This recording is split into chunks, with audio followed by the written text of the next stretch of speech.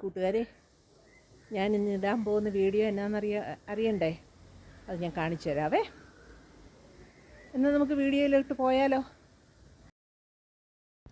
ഇന്ന് ഞാൻ കാണിക്കുന്ന വീഡിയോ തമ്പനെയിലിൽ പറഞ്ഞിരിക്കുന്ന പോലെ പീരങ്കിയുണ്ട മരത്തിനെക്കുറിച്ചാണേ.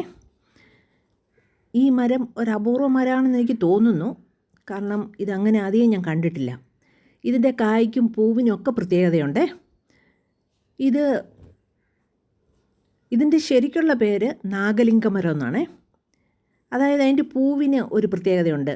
ആ പൂ വിരിഞ്ഞ് നിൽക്കുന്ന കാണുമ്പം അതിൻ്റെ ഒരു അതിൻ്റെ എതൾ കണ്ടാൽ ഒരു പാമ്പ് പത്തി വിരിച്ച് നിൽക്കുന്നത് പോലെയാണ് തോന്നുന്നത്. അതുകൊണ്ടായിരിക്കും നാഗലിംഗമരം എന്ന് പേര് വന്നത് കേട്ടോ, അതെനിക്കറിയില്ല. പിന്നെ ഇതിൻ്റെ കായ്ക്കും പ്രത്യേകതയുണ്ട്. കായ ഒത്തിരി വലുതാകും, അത് മരം നിറച്ചുണ്ടാവുകയും ചെയ്യുവേ. ഇപ്പോൾ തുടക്കമായതുകൊണ്ടായിരിക്കും കുറച്ച് കായകളേ ഉള്ളൂ.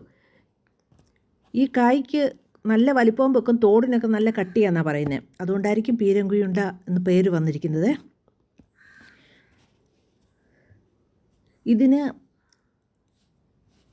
ഇത് കണ്ടോ, ഇതാണ് അതിൻ്റെ കായ. ഇത് കാണുമ്പം എനിക്ക് ഓർമ്മ വരുന്നത്, നമ്മൾ ഗുരു സിനിമ കാണുമ്പോൾ അതിനകത്ത് ഒരു ഇലാമപ്പഴത്തിനെക്കുറിച്ച് ഇലാമപ്പഴം കാണിക്കുന്നുണ്ടല്ലോ, അതാണ് എനിക്ക് ഓർമ്മ വരുന്നത് ഇത് കാണുമ്പോഴേ. കണ്ടോ, ഇതാണ് ആ പാമ്പ് ഞാൻ പറഞ്ഞില്ലേ പത്തി വിരിച്ച് നിൽക്കുന്നതെന്ന് പറഞ്ഞില്ലേ, ഇതുപോലെ ആയിരിക്കുന്നത് പൂവ്. പിന്നെ പൂവിനും കായ്ക്കും ഒക്കെ പ്രത്യേകതകളുണ്ട്. അത് വിരിഞ്ഞ് വരുമ്പോൾ നല്ല രസമാണ് അത് കാണാനായിട്ട്. അതിൻ്റെ ചോട്ടിൽ നിന്നപ്പം വലിയ മണമൊന്നും കിട്ടിയില്ല. മണമുള്ളതാണോ അല്ലോ എന്ന് എനിക്കറിയില്ല കേട്ടോ.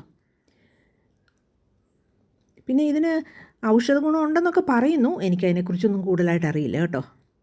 ഇങ്ങനെ വഴിയരികെ നിൽക്കുന്ന കണ്ടപ്പോൾ എനിക്കത് കൗതുകം തോന്നിയപ്പോൾ ഞാൻ എടുത്തതാണേ. വീഡിയോ നിങ്ങൾക്ക് ഇഷ്ടപ്പെട്ടെന്ന് കരുതുന്നു.